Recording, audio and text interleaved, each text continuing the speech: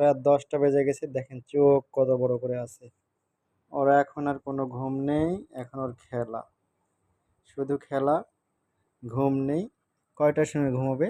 11টা 12টার দিকে ঘুমাবে। ও এখন এভাবে খেলবে, ওর সঙ্গে আমাদেরও খেলতে হবে, কারণ ও খুবই কম ঘুমায়, রাত্রে অনেক রাতে ঘুমায়, কোনোদিন 12টাও বেজে দেয়, 1টা পর্যন্ত জেগে থাকে।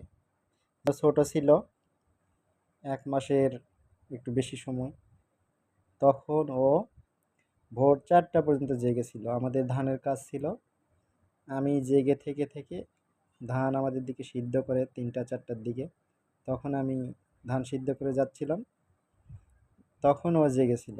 ও সকালে আর ঘুমাইছে, তারপর অল্প একটু ঘুমিয়ে আবার 10টার দিকে উঠে গেছে। ও খুবই কম ঘুম পারে, এই জন্য ডাক্তারকে বলছি, ডাক্তার বলছে একা ঠিক হয়ে যাবে, একটু অভ্যাস পরিবর্তন করতে হবে।